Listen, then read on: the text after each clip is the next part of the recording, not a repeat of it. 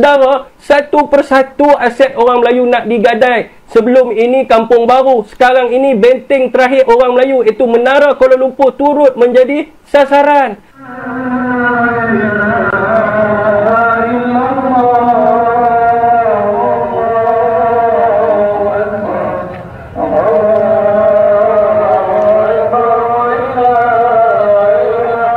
Halo, Assalamualaikum warahmatullahi wabarakatuh. Selamat berjumpa kembali bersama channel Novi Story. Senang sekali bisa bertemu dengan teman-teman semuanya.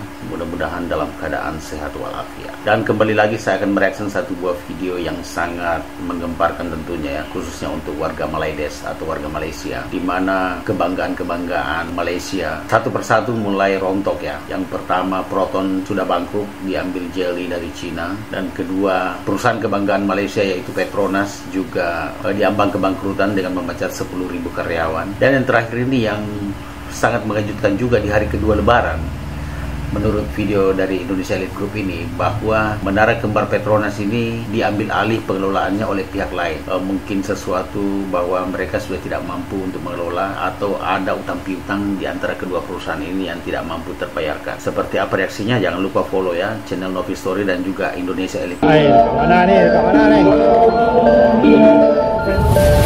Beruntunglah kita yang berada di Indonesia, karena identitas bangsa kita masih sangat terjaga.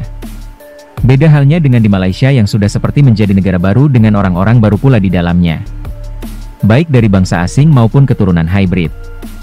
Hal ini membuat banyak orang asli Malaysia semakin gelisah. Tidak hanya demografinya yang hancur berantakan, namun kali ini aset milik orang Melayu mulai diambil alih bangsa asing. Baru-baru viral adalah pengambil alihan kampung-kampung Melayu hingga penggantian kepengurusan Menara Kuala Lumpur sebagai benteng terakhir kaum Melayu oleh kaum yang lebih terengginas di Malaysia. Di komentar para netizen Malaysia secara real, banyak yang berpendapat bahwa ini jauh dari kata akhir. Bahkan, aset-aset Melayu Malaysia lainnya diduga akan sedikit demi sedikit diambil alih. Makanya jangan heran apabila di sana, orang asli semakin terpinggirkan seakan dibatasi pergerakannya. Atau dalam bahasa kasarnya dimiskinkan. Bisa dilihat dari para pedagang Melayu Malaysia yang diusir sana-sini, hingga digebukin secara brutal sampai patah tulang.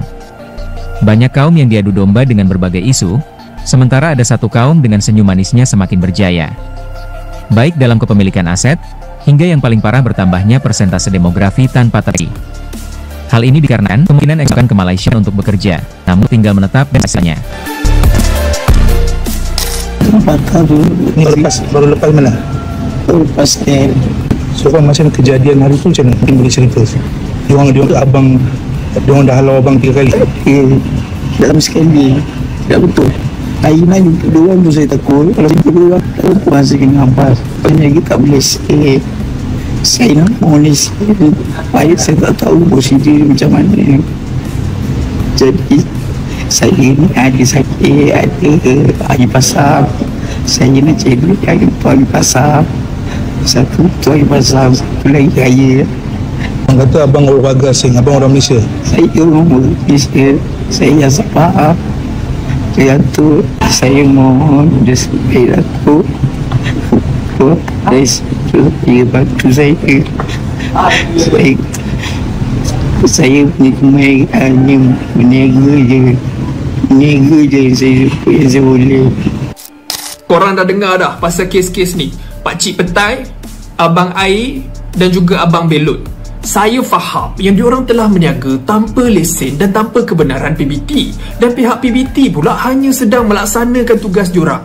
Tapi kan PBT, waktu korang laksanakan tugas, kenapa kasar sangat? Diorang ni hanya peniaga-peniaga kecil yang nak tampung keluarga diorang. Dekat Malaysia ni punyalah banyak pusat pelacuran dan pusat perjudian, yang tu korang tak berkasar pula. Belum ni pakcik yang jual petai. Apa nak cari kedua nanti kau tak boleh dekat negara sendiri. Habis nak buat macam mana? Hari ni viral abang yang jual belon dekat Jalan Tak. Bang, relax abang. Janganlah sampai macam ni bang. Sabar. Bang, jangan macam ni bang. Saya tak tahu dekat mana peri kemanusiaan. Kita ni lagi berapa hari je nak raya. Jual belon berapa sangat dia dapat. Pada saya senang je. Kalau dia tak ada lesen, ajar dia, tolong dia, bantu dia untuk dapatkan lesen. Walaupun lesen untuk jual belon. Sebab dia terdesak nak cari duit, anak bini nak raya. Kita ni takkan melawan atau pilih nak bergaduh suka-suka. Tak ada orang nak gaduh suka-suka. Kita pilih jalan tu mungkin sebab kita terlalu terdesak dan tak ada orang akan faham situasi kita. Kalau nak cakap lesen, jual belon 2-3 hari sebelum raya. Belon bang, dia bukan jual senapang yang abang nak kena tackle dia macam tu. Bang, relax lah bang.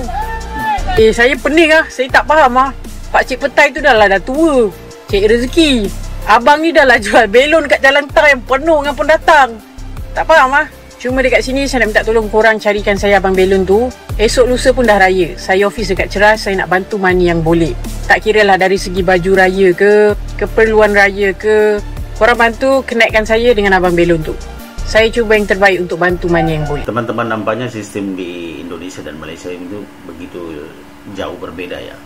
Kalau di Indonesia, masyarakat kecil atau masyarakat siapa saja yang ingin berjualan kecil-kecilan, memanfaatkan bulan suci Ramadan untuk mencari uang, itu bebas ya, tidak perlu pakai lesen atau surat izin ya kalau di Indonesia. Kalau di Malaysia ini harus pakai surat izin, sehingga masyarakat kecil ini seperti abang petai, abang balon, dan juga penjual air, emak-emak atau ibu-ibu di sana ini sangat ditindas. Tapi di satu sisi, warga Bangladesh ini bebas berjualan dan mereka tidak ditindas. Ini tanda-tanda bahwa negara ini korupsinya sangat tinggi. Kenapa Melayu tak boleh kuasai ekonomi? Kau persoalkan kenapa Melayu tak nak berniaga. Macam mana nak berniaga? Nak kuasai ekonomi? Kalau ada pasar yang dikuasai peniaga asing, macam mana nak berniaga kalau nak dapat lesen pun susah? Itu belum lagi nak sewa premis di kawasan bandar atau dalam pusat membeli belah yang mahal. Kau pun mudah kalau urusan orang Melayu nak berniaga. Sifarkan segera peniaga asing. Kalau ada peniaga tempatan buat lesen ali babi, maka tangkaplah mereka dan hukumlah mereka. Kemudian berilah lesen tersebut kepada peniaga tempatan yang betul-betul nak berniaga. Kalau ada kuasa, gunalah kuasa yang kau ada tu untuk bantu peniaga Melayu kita. Kalau engkau ada kuasa tapi engkau tak mampu buat apa-apa, itu maksudnya engkau tak ada kelayakan ataupun engkau pengkhianat dan engkau seorang yang korup. Berita melaporkan akan berlaku rampasan ke atas Menara Kuala Lumpur pada tengah malam ini, di mana syarikat Bumi Putra yang telah mengendalikan Menara Kuala Lumpur selama 30 tahun akan diusir keluar. Saudara, saya sebab dengar berita ni. Hampa tahu tak Menara Kuala Lumpur ni apa sebenarnya? Dan kenapa mereka ni berminat sangat dengan Menara Kuala Lumpur? Berdasarkan sumber sejarah dalam Arkib Negara, Menara Kuala Lumpur ini dibina betul-betul di atas tapak bekas benteng pertahanan Raja Mahdi dalam Perang Saudara Selangor, atau lebih dikenali sebagai Ubu Bukit Nenas. Saudara, Ubu ini merupakan benteng terakhir untuk mempertahankan Kuala Lumpur daripada jatuh ke tangan British dan sekutunya, iaitu Tengku Udin. Nama kubu ini diberikan oleh Raja Mahdi kerana di kawasan sekitarnya dipenuhi dengan nanas berduri sebagai perangkap semula jadi bagi menghalang musuh. Saudara dan saudari, bukan itu sahaja.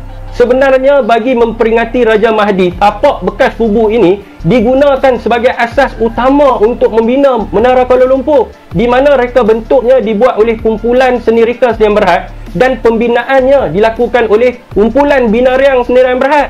Dan kalau tuan-tuan tak percaya cakap saya, boleh sahkan dengan Tun Dr. Mahathir Mohamad, di mana dia masih hidup, dan Tun lah yang merasmikan Menara Kuala Lumpur pada 1 Oktober 1996. Saudara, satu persatu aset orang Melayu nak digadai. Sebelum ini Kampung Baru, sekarang ini benteng terakhir orang Melayu, iaitu Menara Kuala Lumpur, turut menjadi sasaran. Adakah Anwar Ibrahim tidak tahu nilai sejarah ini, ataupun Fahmi Fazil ni buat-buat tidak tahu? Jadi kenapakah konsesi milik Bumi Putra ini beria-ria sangat hendak diberikan kepada Lim Siong Hai Berhad ini? Apakah pandangan rakyat Malaysia? Menara Kuala Lumpur tergadai pada hari raya kedua. Berita melaporkan Hydroshop dan Menara Kuala Lumpur Sdn Bhd menegaskan sebarang tindakan pengambil alihan Menara Kuala Lumpur oleh Lim Siong Hai Capital Berhad pada Syawal kedua adalah tidak sah. Datuk Abdul Hamid Sheikh mengatakan pengambil alihan ini sepatutnya menunggu keputusan mahkamah. Saudara, ni betul-betul kurang ajar. Takkanlah sampai hari raya kedua pun nak serbu dan ambil alih Menara Kuala Lumpur.